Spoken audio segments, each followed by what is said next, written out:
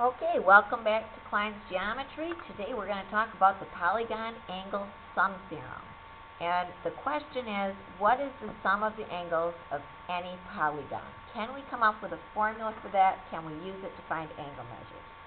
Well, let's start with this idea that in a triangle, it has three sides, and we know the sum of all three angles is 180 degrees.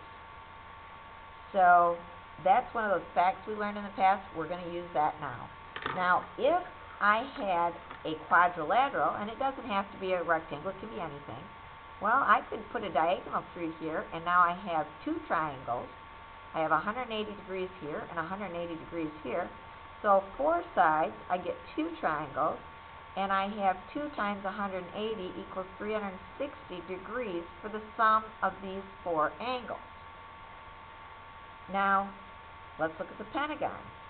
I've got 5 sides, and if I divide this into triangles, I see I've got 3 triangles.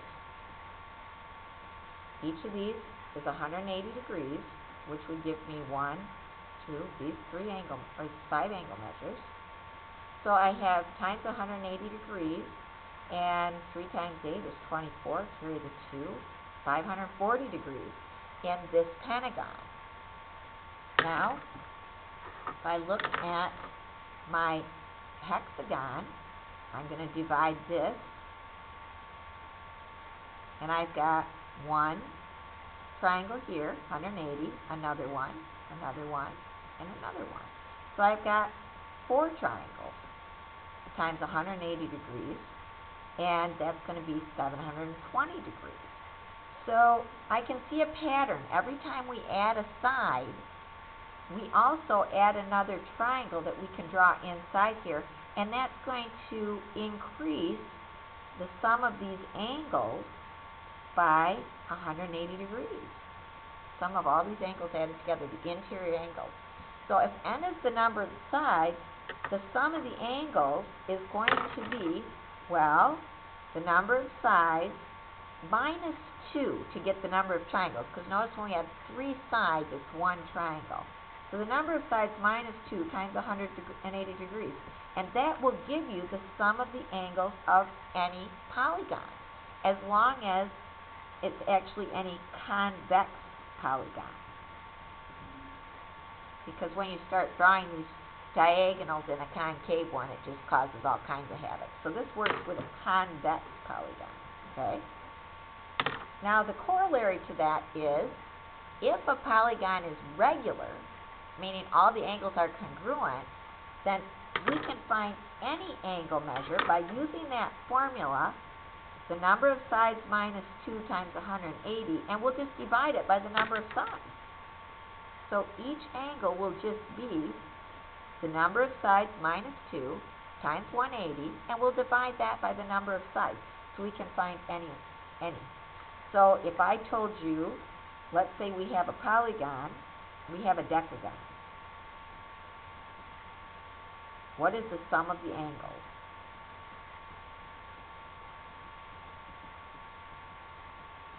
And you say, oh, that's easy. I'm going to write n minus 2 times 180. I'll put in 10 for n. And then I'll get 8 times 180. And then I just multiply that. 8 times 0 is 0. 8 times 8 is 64. Carry the 6. 8, 14. Whoa, the sum of those angles is 1,440 degrees. And then, so you found that, and then I go, what if it's a regular decagon? What is each angle measure? And I know the sum of the angles is 1440, so I say, well, each angle equals 1,440 divided by 10 equal angles. So each angle would be 144 degrees. And that's all we have to do to figure that out. So, fun formula. You'll get a chance to practice it for your homework. Now, another fun fact is the sum of the exterior angles of any polygon, it doesn't matter how many sides it has, will always be 360 degrees. So obviously they aren't going to ask you find the sum of the exterior angles because it's always 360. But you might get a picture like this. Now notice the exterior angles, if you look at this polygon, the exterior angles are when I take any side and I extend it beyond the vertex, and it makes an angle here.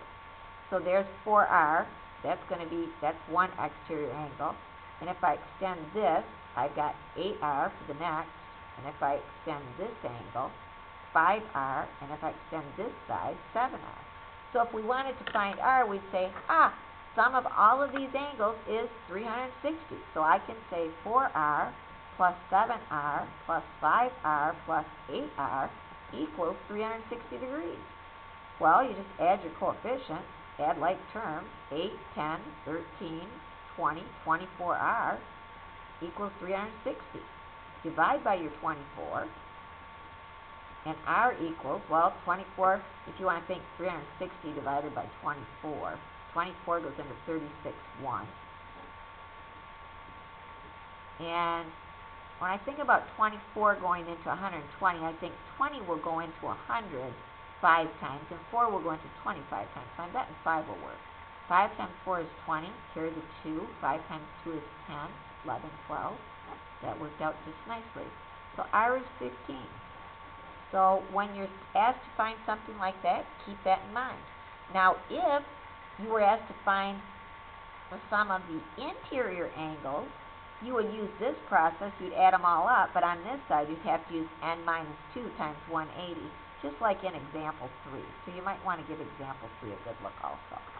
So, one formula we learned, sum of the interior angles of any convex polygon, n minus 2 times 180.